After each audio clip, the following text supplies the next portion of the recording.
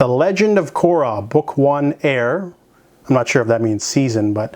so Legend of Korra, I've heard many mixed things. It's been out for a while now. And I remember my friend talking about it, and it was on hiatus for a while when it came out, and she was really excited for it because it's like the sort of successor to Avatar: The Last Airbender. However, I've had one friend say that it's like pointless and it's not that great. But other people say, you know, it's its own thing. You have to look at it as not as a sequel to Avatar: The Last Airbender, even though it has gratuitous cameos, but it's its own thing. So I decided to watch this series mainly to, you know, check it out, decide for myself. So The Legend of Korra talks about Korra. She is a waterbender. She's also a firebender, earthbender, prodigy. So she knows all three. However, she's not very in touch with her spiritual side. She does not know how to bend air. So she's got to team up with Tenzin, who is Aang's son, one of 3 children. She's going to do that and become the Avatar, more so. However, the main change of the plot is that this takes place a generation, or more than a generation, several hundred years maybe? Yeah, because Aang died. Maybe like, I don't know, let's go with like 60 to 80 to 100 years later. So everything takes place in a sort of industrial age. So the mixture of bending and things like that with cars.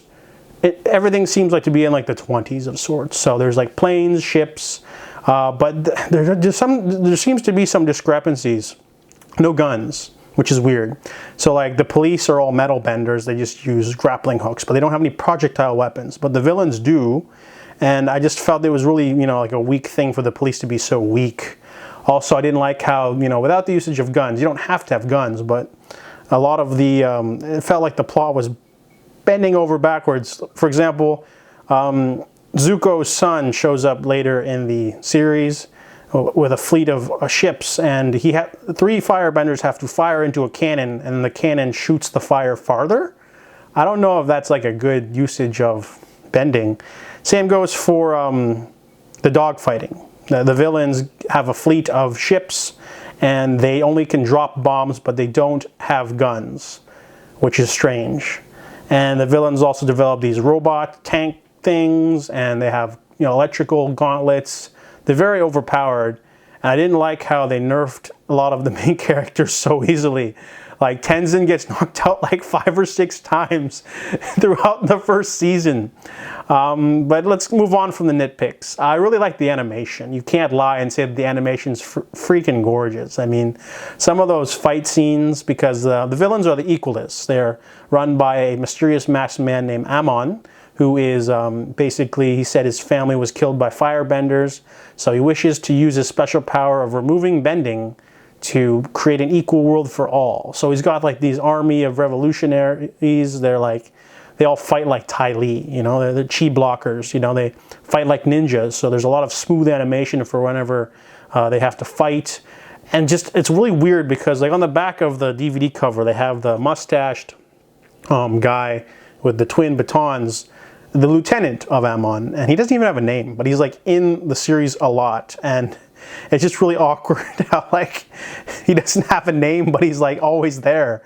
And Korra herself is kind of a frustrating character. She's very bullheaded, but she's also a little OP, but that's fine. And then let's talk about her side character buddies on the front there. You've got potential love interest Bolin. He's like a goofy earthbender. His brother, I don't remember his name. It's Mako? Yeah, Mako is a firebender who is also a love interest of hers, which is weird. And there's a cheesy love triangle that happens in the first half. There's also a really interesting, fun pro bending tournament. You know, it's not an anime unless you have a tournament. And then there's Asami, a really underdeveloped socialite sort of woman who gets shoved into the plot. She doesn't do much. She just fights with electric glove. But overall, I really like the villains. The villains, Aang has a really interesting backstory when you find out about everything.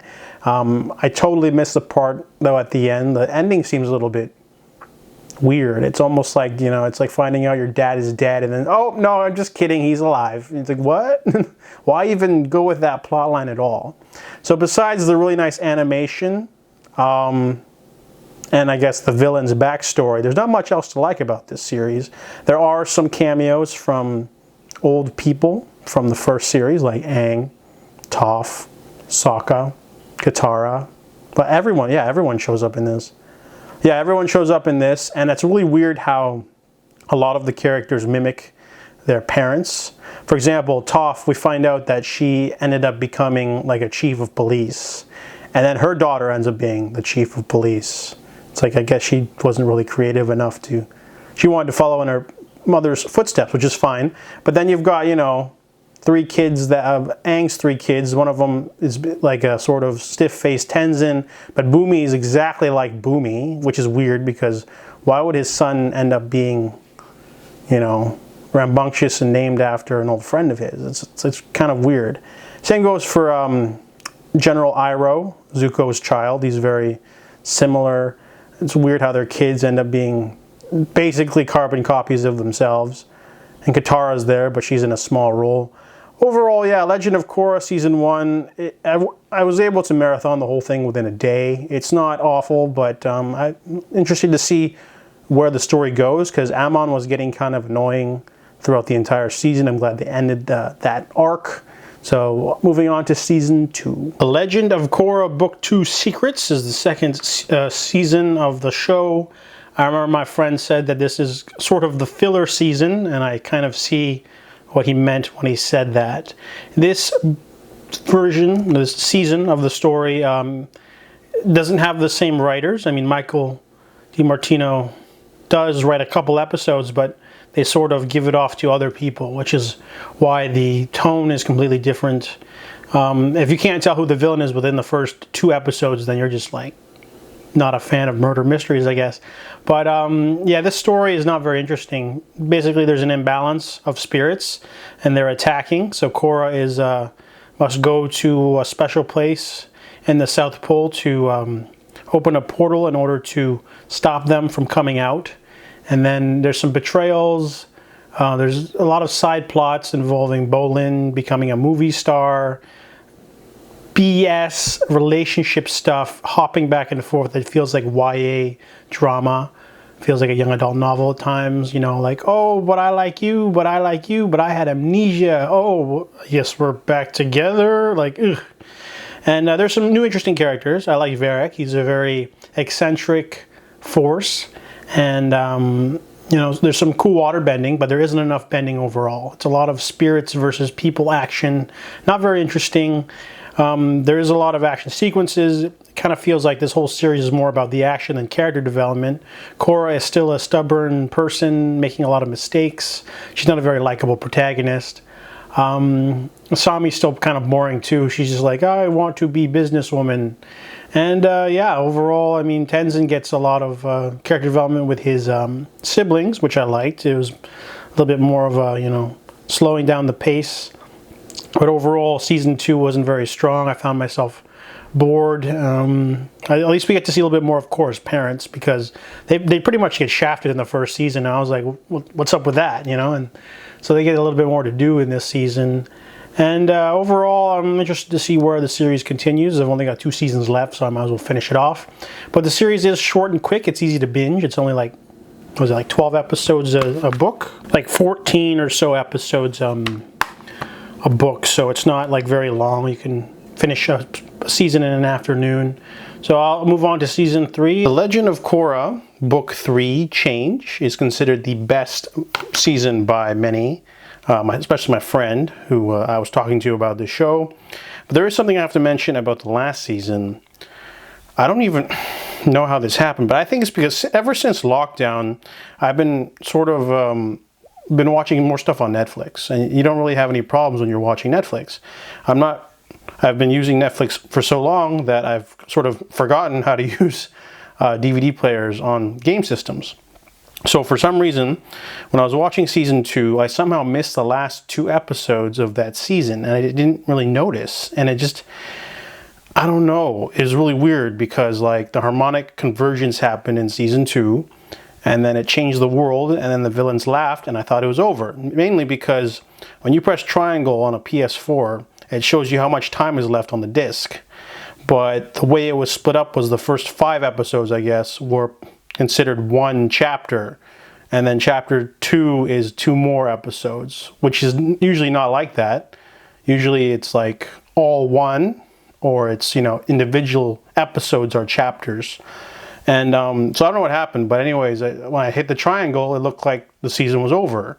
So I started season 3 and I thought nothing of it. And then I went back and I was like, wait a second, she never defeated the Dark Avatar guy.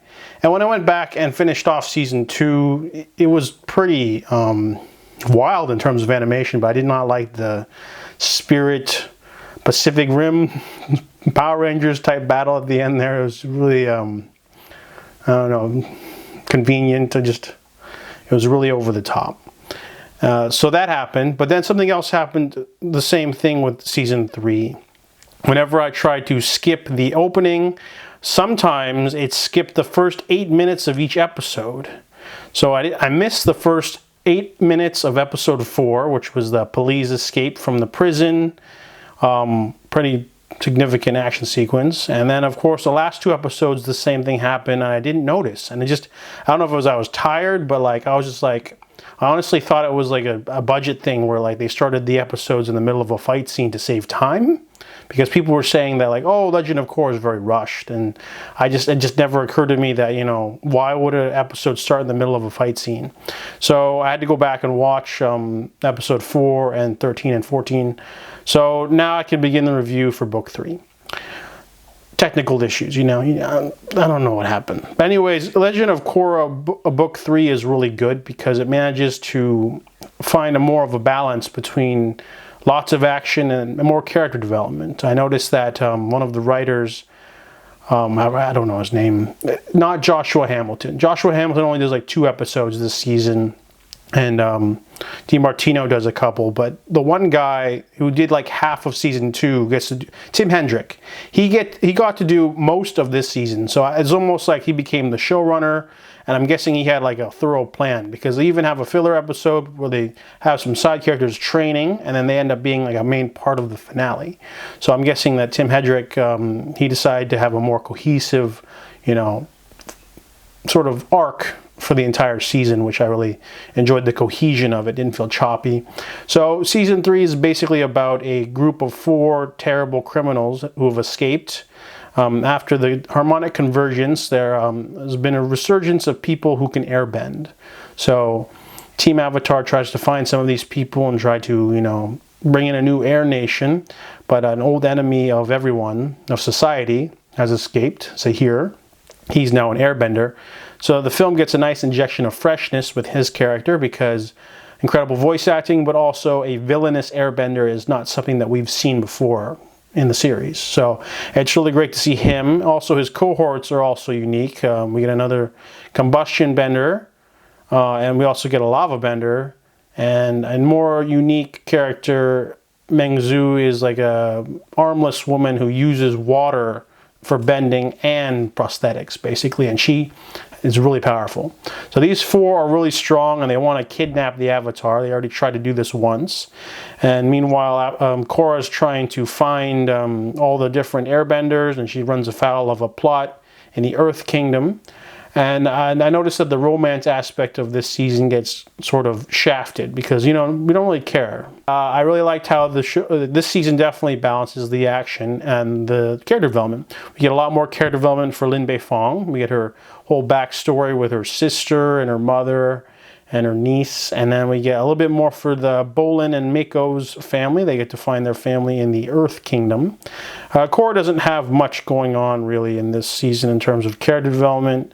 She's still the headstrong girl, but they also show how more of a physical person she is, especially in the finale. She's actually like really strong, raw brute strength, because that's part of her character. She's not too in touch with her spiritual side. She's more of a physical person, you know. She's best with fire, water, and earth, all of the land-based heavy offensive elements. And the villains, good voice acting. I like their design. Overall is very edge of your seat stuff, especially that last episode. The finale battle recalls Ozai versus Aang. That flying animation is fantastic. I don't care what anyone says. That really pushes the bar for fight scenes.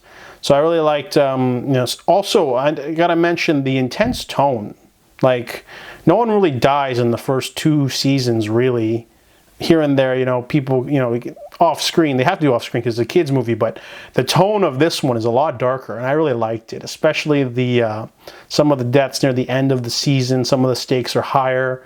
There's some fake outs, some really good stuff. You know what I mean. This season's generally darker because of the villains, and because of that, it's a more mature story. I really like that, because just because it's a Nickelodeon show for kids doesn't mean you can't have some really interesting plot happenstances like that Earth Kingdom sequence. The throne room. Oh yeah, that was cold as ice. It'll take your breath away. Legend of Korra Book 3 definitely showcases what you can do when you elevate the plot, change the tone a little, have one person sort of in control of most of the season, introduce new villains, and keep that skeleton in line as you go along. So I definitely enjoyed Season 3, and hope to see what Season 4 has in store. The Legend of Korra Book 4, or Season 4, Balance, is the last book of the show. This review will be longer because I'll be reviewing Book 4 on its own and then the series overall. So Book 4 is a nice improvement over the first 2 seasons. It takes the same sort of lessons from the 3rd book. Interesting villain, having stuff sort of leak over to the next thing. Season 4 is a very strong season. I would say it's not as good as the 3rd one, obviously, but it's probably the 2nd best season out of all 4. This one basically follows Kuvira. She spent the last 3 years uniting the Earth Kingdom after the Earth Queen's demise. Korra has been sort of in an emo phase. She's got depression or PTSD. She went on a backpacking trip. She cut her hair. She joined a fighting circuit ring just to sort of, punish herself. The first half of the season is basically her trying to sort of recover. And I really like the sort of, exploration of mental illness. It's even, people who are destined for greatness can be susceptible to, depression and things like that. All the other characters, they also get their own storylines. Mostly Varric gets pushed to the forefront. Bolin has joined Kuvira because he's very idealistic. He doesn't realize, what she's become. Kuvira is a really charismatic villain, but she doesn't get enough character development. Definitely not enough. Her and Batar Jr. just sort of get just enough to sort of give them motivation. And the giant robot thing made everything seem really superhero-like. The season also felt short with only 13 episodes. But overall, it's a very strong season. I noticed that some of the best action sequences have to do with Su Beifong, the metal bender. She's just a badass and one of the coolest characters. She also had one of the coolest moments in Book 3 as well. So Season 4 was very strong. I was riveted. I liked how they brought Toph in, but not as fan service. She's actually has something to do with the plot. She shows up as a mentor again, and she gets to be there, not in flashbacks, but actually there as someone who affects the plot, not just oh hey, we got Sokka for one scene, Katara's here, but for 2 scenes, Aang's in a flashback. Things like that. Overall, though, yeah, the season finale felt a little underwhelming, kind of rushed. They defeat the really quick battle in the robot and everything, and then they couldn't. They sort of hinted at a romance between Asami and Korra, even though they've never shown any attraction to each other, except for writing letters to each other, I guess. So overall, yeah, the season's pretty strong, and I enjoyed it. Let's go on to the review of the entire series now. Legend of Korra is pretty solid. I mean, a lot of people are very divisive on this. Either they love it or they hate it. I have several friends that enjoy it, several friends that say, And I almost stopped watching the series in the 2nd season because it was kind of boring. But seasons 3 and 4 are definitely strong, and I'm glad the show ended on a pair of good seasons. And Honestly, though, it did have some problems. I felt like the show focuses way too much on powers. You know, it felt like a superhero show. You know, Korra is like a superhero, a modern, because of the whole shift to steampunk world. You know, everything takes place in a industrialized age with blimps and planes and cars and things like that. So she feels like a modern day superhero, and she's supposed to be there. She's got to deal with the bureaucratic politics of police, things like that. And, you know, in Avatar: The Last Airbender, you know, Aang didn't have to deal with that. It was all like nomadic, you know. So it takes, because everything's modernized, it does feel like a superhero show, especially when the villain shows up in a giant robot. You know, it definitely had those sort of, you know, Silver Age superhero kind of vibes, you know. And sometimes, yeah, the characters do get a little focused too much on their powers. For example, in the last season, Bolin has this whole relationship with Opal, but he doesn't do much, you know. He gets the lava bending power, you know. He doesn't really do much. I also like the attention to detail, though. When Bolin uses his lava bending on the foot of the robot, lava actually isn't hot enough to melt steel. It can melt smaller metals like aluminum, copper, things like that, but not steel. So that's realistic. Also, like Mako. Mako has nothing to do in the last season. He's basically the bodyguard of Prince Wu. Prince Wu's a bit of a dandy man, doesn't have a great arc either. And then, you know, he doesn't really have much to do because throughout the entire series he hasn't much to do. You know, in the first one he's part of a love triangle. Second season, more love triangle BS, YA stuff. Third season, not much to do either. Fourth season, not much to do. He doesn't have really much anything to do at all. And the whole romance between Asami and Korra doesn't feel earned as well. They never hinted that she was bisexual, either of them. But there are limits to what they could do in a children's show. Like, I noticed that they went all Game of Thrones in that third season. And the fourth season kind of stepped back a little bit, you know. It wasn't as violent. But overall, yeah, Legend of Korra is, you know, definitely hard to live in the shadow of its predecessor, you know, because many people consider Avatar: The Last Airbender to be a masterpiece. So, you know, Legend of Korra is definitely something completely different, and it's still enjoyable. You know, it's worth watching just for the animation and the voice acting alone. Like, I probably wouldn't rewatch any of it, but, you know, I might go back and watch the third season. We'll see. You know, overall, it has something of value is what I'm trying to say. It's definitely not, you know, trash. It's definitely worth watching if you're a fan of Avatar. You just want a little bit more, but something different. You know, you have to view it as not a continuation or a sequel, but it's its own thing. And the animation itself, you know, I saw Lauren Montgomery. She directed the Wonder Woman 2009 film, so, you know, with her at the helm for some of the animation stuff, definitely some great fight scenes and things like that. Definitely think it's worth checking out if you're a fan of Avatar: The Last Airbender. Just go into it knowing that it's completely different.